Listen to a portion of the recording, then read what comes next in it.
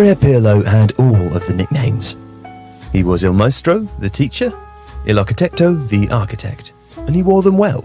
He played with the craft of the latter and the authority of the former.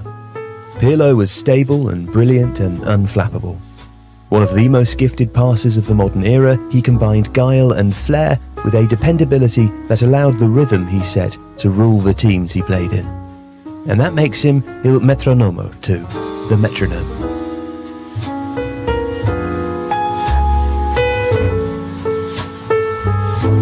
Pirlo's identity came from more than just his playing personality.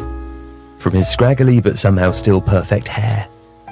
From the immaculately groomed beard that grew out in his late 20s and made him look like Renaissance nobility. And in his authoritative monotone, which rarely betrayed any emotion. He was both a study of cool and a visual proxy for his position.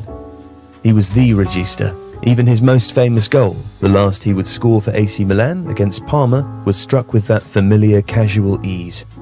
35 yards out, maybe even 40, with barely any backlift and a strike that sent the ball ripping towards goal, barely spinning on its axis.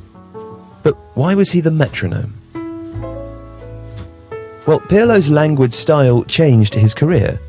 Initially thought of as a number 10 during his time at Brescia and Inter Milan, the clean-shaven days, he was considered too slow to command a starting place that high up the pitch.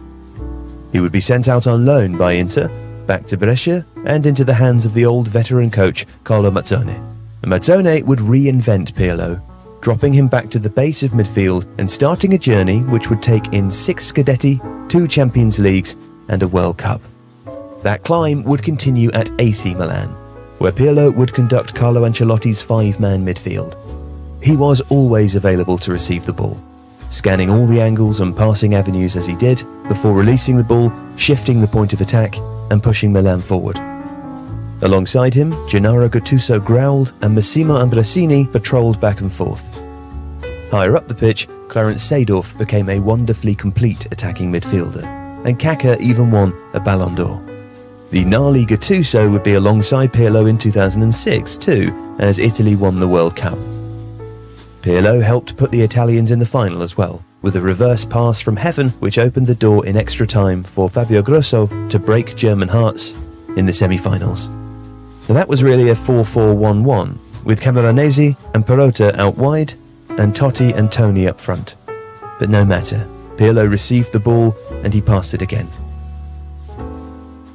In 2011, he swapped Milan for Turin. Antonio Conte was returning to Juventus to reinstate passing football, and Pirlo would become the centrepiece of one of the great teams of the decade that would veer between systems but would end the Serie A season unbeaten. Pirlo and Juve would win 4 consecutive Scudetti. Conte's system would eventually settle in front of a back 3, with Pirlo often the connecting piece between a trio of legendary centre-backs, the raiding wing-backs, and Claudio Marchisio and Arturo Vidal in midfield. Later, Paul Pogba.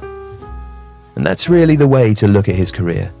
Pirlo was the beard, the ball playing, the goals and the free kicks. He was also a statesman of the sport who exuded a very traditional sort of charisma and whose name has become part of football's lexicon. A byword for calm and class. But more than anything, Andrea Pirlo was the beat that bound all of the players he played with together. He was the one who kept time, the metronome.